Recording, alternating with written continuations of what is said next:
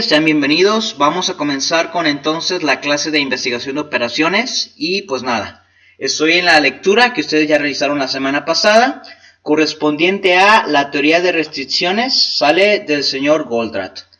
¿Qué es la teoría de restricciones? Sale como el libro lo explica, es un método de solución de problemas, ¿de acuerdo?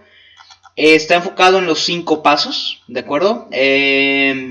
Y pues es un método que lo que hace es buscar o identificar dentro de los diferentes procesos productivos los cuellos de botella. Es importante entender que es útil compararlo con otros dos enfoques de mejora continua, que lo es el Six Sigma o el Lean Manufacturing o manufactura esbelta, ¿sale? En el caso del Six Sigma es una metodología basada en DMAIC, ¿sale? Definir, medir, analizar, mejorar y controlar. Para eliminar la variación que hay dentro de los procesos se utilizan las herramientas estadísticas, se utiliza un pensamiento lógico para identificar las causas raíces. Entonces es una metodología, ¿sale? Que sirve a las empresas para disminuir la variación que hay, tanto de procesos como de productos, etcétera, ¿no? Y tenemos la parte de manufactura esbelta que sería Lean Manufacturing. Entonces, estos dos se están enfocados en eliminar desperdicios en el caso del Lean Manufacturing y reducir la variabilidad en el caso del Six Sigma, ¿de acuerdo? A diferencia de la TOC, ¿sale? La TOC sería la teoría de restricciones, cuyo idea del método de los 5 pasos es encontrar los cuellos de botella, ¿sale? Los recursos restrictivos de una organización y a partir de ahí hacer una serie de pasos o hacer una serie de tareas o de actividades o de proyectos, como quiera que lo veamos, para erradicar o disminuir el impacto de ese cuello de botella en la capacidad total del sistema. Entonces, básicamente sería la diferencia. Aquí se los presento una vez más. Lean Manufacturing se enfoca en eliminar el desperdicio, ¿sale? Los 3 tipos que maneja es muda, ¿sale? Que sería la parte de estos elementos, los 7, ¿sale? Esto lo considera un desperdicio la metodología Lean Manufacturing. Eliminar el MURI, que sería la sobrecarga. Algunas de las herramientas más importantes son el Value Stream Mapping, estándares de trabajo, la metodología SMED para hacer más rápido los tiempos de preparación de maquinarias, etcétera. Y la Mura, que sería la parte de variabilidad, donde entra la metodología Just in Time, la metodología Kanban, sacar los tiempos exactos de takt time, disminuir la cantidad de lotes, bueno, el tamaño del lote, perdón, etcétera. Entonces hay una gran cantidad de herramientas que forman parte del Lean Manufacturing, pero cuya filosofía total es eliminar el desperdicio, ¿de acuerdo? Esa es la filosofía del Lean Manufacturing, en contraste con la TOC. La TOC lo que busca es identificar cuál es el cuello de botella, ¿de acuerdo? Concentra sus iniciativas en buscar cuál es la operación que restringe un proceso, ¿sale? O el más débil, y a partir de ahí mejorar, ¿de acuerdo, señores? Entonces es la principal diferencia entre los dos. Muy importante que desde ahorita comprendamos la diferencia. Entonces, Lean Manufacturing, Six Sigma se enfocan en reducir la variabilidad de los procesos, disminuir el desperdicio, ¿sale? Y en contraste TOC, digamos que pues no chocan con ninguna metodología, ambas son perfectamente aplicables al mismo tiempo. Y TOC lo que busca es identificar las restricciones, cuellos de botella, y a partir de ahí formar las mejoras. Entonces espero que no haya dudas con esto y ahora sí comenzaríamos.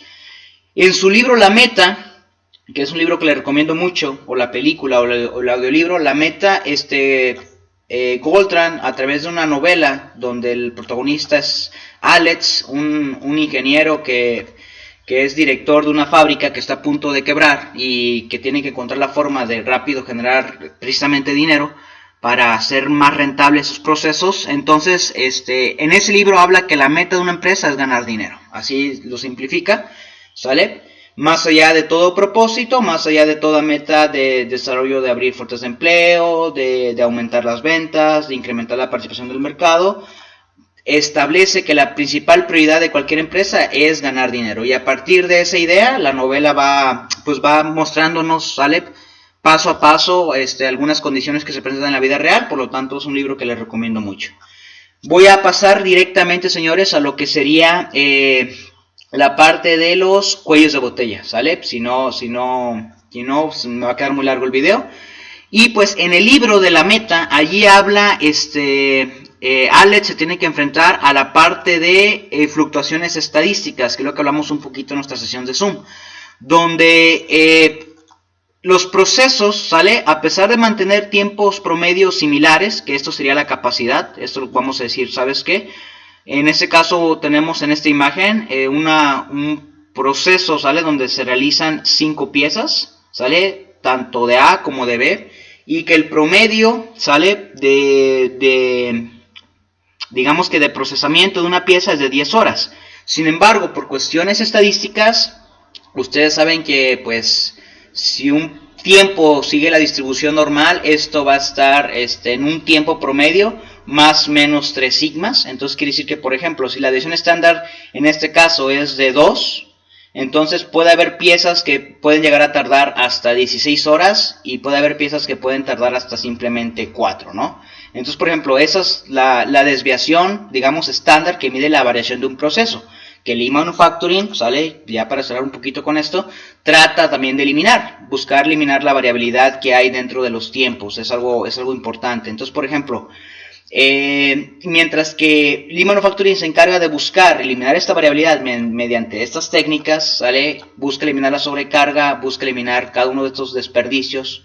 Entonces, la teoría TOC lo que asume es de que pues simplemente estos tiempos, aunque son mejorables, pues son intrínsecos a cualquier proceso. Entonces, por estas, digamos, fluctuaciones estadísticas, ¿de acuerdo?, que hay dentro de los procesos, es de que tenemos que considerar, ¿sale?, la teoría de restricciones al momento de utilizar pues las herramientas, ¿no? Entonces, por ejemplo, aquí en este caso tendríamos que un proceso, en este caso de generar 5 piezas, tarda 66 horas, ¿sale? 66 horas en producir en total, y entre medio hay tiempos de espera. Por ejemplo, aquí tendríamos que del tiempo 0 a la hora 14 se hizo la primera pieza, es decir, se tardó 14 horas en hacerse.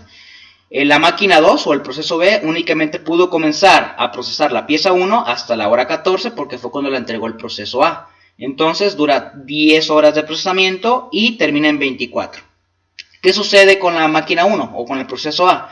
Una vez que termina la pieza 1, comienza con la pieza 2 en la hora 14. Esta vez el tiempo de procesamiento es menor, es de 12, ¿sale? Recordamos que esta sigue fluctuaciones estadísticas. La hora de término, por lo tanto, es de 26. Inició en la 14, terminó en la 26. Sin embargo, esta pieza 2, que ya está lista para ser atendida por el proceso B a la hora 26, podemos ver que aquí el proceso B había terminado desde la hora 24 la pieza 1. Eso quiere decir que entonces, de la hora 24 a la hora 26, el proceso B simplemente estuvo esperando. Estuvo esperando a que el proceso A le tuviera lista la pieza 2. ¿Estamos de acuerdo? Entonces, estas 2 horas se pierden. Entonces, por ejemplo, al tener esa fluctuación estadística, a pesar de que en promedio las dos máquinas o los dos procesos pueden producir la misma cantidad de piezas, en la práctica eso no es real, porque por las fluctuaciones estadísticas lo que sucede es de que se generan estos tiempos de espera que son indeseados. Entonces, a partir de ahí, estas 2 horas se pierden. Entonces, el proceso B tiene que comenzar la pieza 2 a la hora 26, tarda 10 horas en hacerse, entonces término hora 36. En este caso, en la pieza 3 sí se equilibran claramente los tiempos, se termina la hora 36, comienza la hora 36, sin embargo en la pieza 4 ya vemos las consecuencias. Nuevamente, el proceso 1 está listo para entregar la pieza 4 a la hora 44, sin embargo el proceso B no puede atender la pieza 4 porque aún le falta terminar la pieza 3, que la va a terminar a la hora 46. Entonces, por ejemplo, aquí, en este caso, el proceso A está listo para entregar la pieza a la hora 44, pero aquí se va a generar un inventario, un proceso, que va a ser la pieza 4, porque tiene que esperar hasta que se haga la hora 46 para que el proceso B pueda atenderla. Y lo mismo sucede con la pieza 5, donde ya, si se fijan, la pieza 5 está lista para ser atendida a la hora 50. Sin embargo, por cuestiones de esas demoras, por cuestiones de esas esperas, la máquina B termina ¿sale? A pesar de que su tiempo ha sido estable, constante a través del tiempo, por estas fluctuaciones estadísticas se generan esos tiempos de espera indeseados y aquí tiene que esperar hasta la hora 56 para empezar a ser procesada. Eso quiere decir que aquí perdimos 6 horas, ¿sale? 6 horas que el proceso A ya había terminado, desde la hora 50 el proceso A ya había terminado, pero el proceso B aún no terminaba. Entonces ahí en ese caso se genera aquí un tiempo de espera de 6 horas, aquí se genera un tiempo de espera de 2 horas y aquí se genera una pérdida, ¿sale? Aquí en este caso va a esperar ahora el proceso B de 2 horas. Entonces tendríamos 2 horas más 2 horas más 6 horas, un total de 10 horas perdidas en tiempos de espera. Por lo tanto, aquí en el mismo en el texto se puede ver, ¿verdad? A pesar de que se esperaba que para completar el trabajo de las 5 piezas era de 60 horas, ¿sale? Porque las dos máquinas en promedio tienen la misma capacidad, pero por las fluctuaciones estadísticas estas cuestiones pasan y se generan estos tiempos de retardo. Entonces en este caso la realidad fue que no se acabaron en 60 horas, sino que se acabaron en 66 horas, ¿no? Y pues nada, señores, entonces esto es lo que es la fluctuación estadística, y Goldran en su video lo que opina o lo que sugiere es que en lugar de equilibrar las capacidades, es decir, en lugar de equilibrar estos valores, estos promedios, en lugar de buscar equilibrar esto, lo que se tiene que buscar es equilibrar el ritmo de la producción del sistema. Es decir, lo que conocemos un poquito ya en otras metodologías, como la parte de takt time, ¿no? Pero pues nada, señores, simplemente explico lo que eran las fluctuaciones estadísticas. ¿Por qué son indeseables dentro de los procesos? Pues simplemente aquí vemos que la capacidad en teoría es la misma. Sin embargo, pues por estas cuestiones sale de que estas por fluctuación estadística, esta sí es constante. La única forma en que, digamos, Goldran maneja en su libro La Menta es de que la única forma que un sistema no considera fluctuación estadística sería cuando el tiempo es constante, ¿no? Digamos que tuviéramos que el proceso A fuera estrictamente constante, pues ahí nos aplicaría. Pero entonces las fluctuaciones estadísticas consideran que siempre va a haber variaciones dentro de cualquier proceso, ¿no? Y es lo que sucede en la realidad, ¿no? Tenemos, por ejemplo, tiempos de entrega que son variables, tiempos de atención al cliente que son variables, inclusive en las máquinas más sofisticadas, pues 1 minuto, 2 minutos, segundos, ¿no? Cambia de un lote a otro porque hay fluctuaciones estadísticas que siempre van a existir dentro de los sistemas. Y pues nada, señores, entonces eso es lo que nos queda con la parte de fluctuaciones estadísticas y nos lo explica Goldran en su libro. Y pues nada, un cuello de botella, esta definición yo creo que ya todos la conocemos. Entonces él lo define en 3. Un cuello de botella es aquel sistema que reduce digamos que tiene la capacidad menor a su demanda. Es aquel proceso donde hay falta de máquina, donde se genera inventario en espera, donde hay fallas, etcétera, ¿no? Entonces, es lo que es un cuello de botella, es el que me limita, ¿sale? La producción total del sistema. Un canal despejado es todo aquello que no sea un cuello de botella, simplemente que es un recurso cuya disposición es más alta de lo que la demanda requiere de él. Y un recurso restringido por la capacidad es un recurso que, si bien no es un cuello de botella, es un recurso que se tiene que programar con cuidado, porque por fuentes de variación podría llegar a convertirse en un cuello de botella, ¿no? Entonces ahí en ese caso pues Goldran divide en esos 3 tipos, o sea, un cuello de botella, un canal despejado y un punto intermedio, ¿no? Que sería un recurso restringido por la capacidad, que no es un cuello de botella pero que tampoco es un canal despejado, o sea que es uno que se encuentra en un punto medio. Y pues nada, señores, entonces una vez que vamos comprendiendo esto, me voy a ir hasta la parte de componentes del tiempo, ¿no? Entonces los componentes del tiempo de un ciclo de producción, tenemos los tiempos de preparación, los tiempos de procesamiento, los tiempos de cola, los tiempos de espera y el tiempo ocioso. El tiempo de preparación es el tiempo que tarda pues una pieza en que se prepara un recurso para trabajarla, ¿no? Una máquina, etcétera. Tiempo de procesamiento es el tiempo real en el que la pieza es transformada. Tiempo de cola es cuando una pieza espera un recurso mientras este se encuentra ocupado en otra cosa. En este caso tendríamos un tiempo de cola con la pieza número 4, ¿verdad? Aquí con la pieza número... Aquí sería con la pieza número 5, ¿no? Tendríamos aquí que bueno, eso es otra tablita, con la original era esta. Aquí tendríamos que esta pieza está lista para ser procesada en la hora 50, pero tiene que esperar a que el recurso esté listo, entonces hasta la hora 56. Entonces esas 6 horas de espera serían consideradas como un tiempo de cola. ¿Estamos de acuerdo? El tiempo que una pieza espera un recurso mientras que ese está ocupado en otra cosa. Tiempo de espera, en este caso sería un tiempo en que una pieza no espera por un recurso, sino por otra pieza, ¿no? Con la que tiene que armarse. Eso es muy común, pues, dentro de las plantas de ensamble. Tiempo ocioso sería todo el tiempo que no es ni tiempo de preparación, ni que es tiempo de procesamiento, ni que es tiempo de cola, ni que es tiempo de espera, pero que pertenece al tiempo de ciclo, ¿no? Entonces eso sería el tiempo ocioso. Muy bien, entonces, pues nada, señores, vamos a continuar entonces. La localización de los cuellos de botella, Goldran en su libro pues lo considera que hay dos formas de encontrarla. Uno es ejecutar un perfil de recursos, ustedes me lo dijeron muy bien, un estudio de tiempos y movimientos para determinar cuál es el elemento más lento. Y la segunda, pues sería aprovechar el conocimiento y la experiencia que se tenga de una planta, ¿no? Finalmente, la experiencia y el conocimiento in situ, ¿no? De cómo son los procesos de cada fábrica, pues te da también la información necesaria para saber dónde están encontrándose tus cuellos de botella, ¿no? Y ante cualquier cuestión puedes emplear el estudio de tiempos y movimientos para ver el perfil de los recursos de capacidad, ver qué recursos están trabajando a una capacidad más grande, o más bien a los que más se les exige, y estos serían considerados pues en los cuellos de botella. Entonces, señores, espero que no haya dudas con esta. Y ahora sí, ahorrar tiempo. En este caso tendríamos que una hora ahorrada en el cuello de botella añade una hora total al sistema de producción. Esto en su libro La Meta, Goldran lo considera como que una hora, ¿sale?, que se ahorra en el cuello de botella, es una hora que se va a ahorrar a todo el sistema. Finalmente, él menciona que una cadena, por ejemplo, una cadena compuesta de muchos eslabones, es tan fuerte como su eslabón más débil, ¿no? Entonces, por ejemplo, si tendríamos una cadena, va a resistir lo que su eslabón más débil resista. Entonces, lo mismo sucede en un proceso. Un proceso es tan productivo como su cuello de botella lo permita, ¿sale?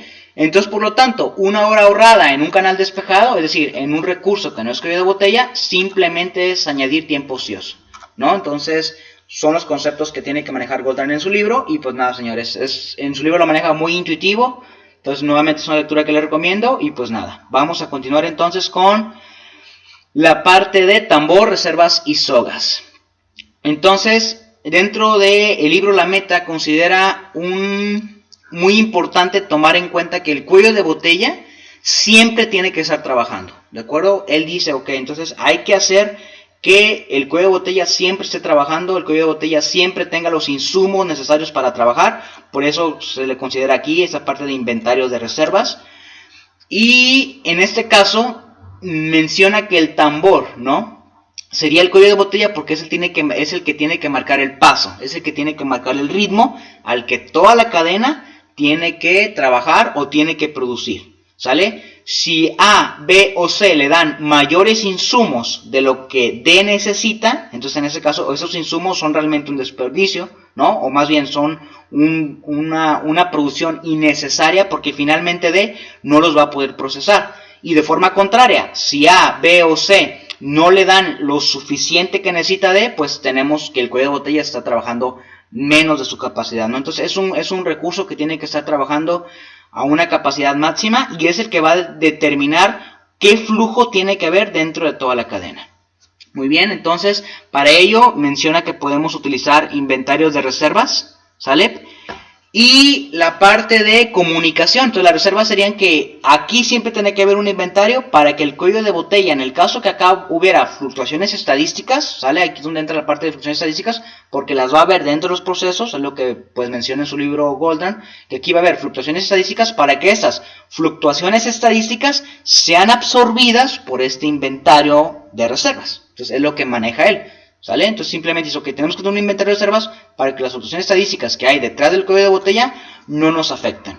Igualmente la comunicación o soga, es decir, que D se comunique con A para que A simplemente compre lo que D necesita. Cualquier cosa más que compre A se va a almacenar, ¿de acuerdo? Porque simplemente D no lo va a poder no lo va a poder procesar. Entonces el proceso D es el tambor, ese que va a marcar el ritmo al que se va a producir. Todos los demás se tienen que ajustar a ese ritmo, y entonces ya en donde entra la parte de cómo podemos apoyar al cuello de botella, que en la lectura del inicio del libro, donde está un pequeño fragmento del libro La Meta, donde habla de Herbie, ¿no? Que el Herbie era el que era más lento. ¿Cómo hacemos para que ese cuello de botella sea más rápido y sea más eficiente? Entonces simplemente es eso, señores. Entonces aquí él menciona que hay que tener inventarios de reservas para que D siempre tenga algo que hacer, siempre tenga que trabajar en algo. Comunicación para con los demás, ¿sale? Los demás miembros de la cadena, para que D se le dé solamente lo que necesita. Y pues nada, entonces vamos a continuar. Espero que no haya dudas con esto. Y ahora sí, señores, aquí ya simplemente menciono, ¿no? Tendríamos que poner ahí un inventario para que pues siempre esté trabajando D, y comunicar a A lo que D produce, ¿sale? Y solo ese monto, y así no se acumula inventario. Entonces, es decir, si aquí A invierte material de más, pues se va a estar generando inventario dentro de B y dentro de C, esperando porque D no lo va a poder procesar. Y por el contrario, si por algo hay alguna falla en B o en C o en A, que haya inventarios de reserva para que D no se quede sin trabajar. Entonces, pues nada, señores, simplemente es lo que maneja en su libro. Y pues nada, entonces vamos a continuar. Si les parece, vamos a irnos hasta la parte de... bueno, vamos a irnos a la parte de calidad. Aquí lo importante, señores, del cuello de botella es de que él menciona que tiene que haber dos cosas que tienes que cuidar. Una sería que el recurso cuello de botella siempre tenga algo que hacer, es decir, siempre no se quede sin material para trabajar, y que tampoco se le ponga de más, ¿no? Que simplemente se le ponga como el flujo que requiere el cuello de botella. Y la otra sería que lo que menciona Goldman en la meta es de que la importancia de la calidad es de que si, por ejemplo, hay un defecto en A, en B o en C, él menciona que se tiene que colocar antes del cuello de botella un control de calidad y después. ¿Por qué dice eso? Porque antes, para que no nos entre ninguna materia prima defectuosa. ¿Por qué? Porque esa materia prima, como él mismo lo dice, esa hora que se pierda en fabricar ese defecto va a ser el tiempo que vamos a perder en todo el sistema. Él dice entonces que los cuellos de botella tienen que tener un control de calidad antes y un control de calidad después, para que si por algo hay alguna falla, ese material sea por retirado, ¿no? ¿Por qué? Porque dice que en A, en B y en C, un defecto simplemente es eso, es un defecto. Pero cuando el defecto sale de D, el problema es de que ese defecto ya únicamente no es un defecto, sino que ya es el tiempo también perdido para todo el sistema. Entonces, por ejemplo, ahí es donde hay una diferencia con Lean Manufacturing, ¿no? O más bien, pues digamos que otra forma, ¿no?, de verlo. Entonces, simplemente así es como lo ve Goldman en su libro. De acuerdo o no, y que se pueda aplicar otro tipo de metodologías, pues ya depende de cada persona y de cada sistema y de cada proceso, de cada industria. Entonces, pues nada, señores. Entonces tenemos aquí ya la parte de D y las recomendaciones que hace Goldman. Entonces tiene que tener calidad tanto en el que entra como en el que sale. Aquí creo que, si no me equivoco, la parte del libro que decía sobre la importancia de la calidad. Entonces ustedes pueden leer con calma toda esta parte. Y pues nada, señores, creo que con eso ya atacamos un poquito ya la teoría de lo que es teoría de restricciones, de cómo lo maneja Goldman en su libro. Y ahora sí vamos a pasar a utilizarlo dentro de nuestra investigación de operaciones. Voy a cerrar ya esta parte de aquí. Espero que no haya dudas con la explicación hasta este momento. Y ahora sí, señores, cierro y vamos a una aplicación práctica, ¿sale?, de cómo la teoría de restricciones y la programación lineal o la programación entera pueden coexistir. Entonces, en este caso tengo un artículo científico, lo voy a pasar a explicar. Tenemos que la teoría de restricciones y modelación de programación lineal como herramientas de decisión estratégica para el incremento de productividad en las líneas de toallas de una compañía del sector textil y confecciones. Muy bien, se publicó en junio del 2013, si no me equivoco. Y pues nada, entonces vamos a comenzar, ¿sale? Aquí tenemos los autores.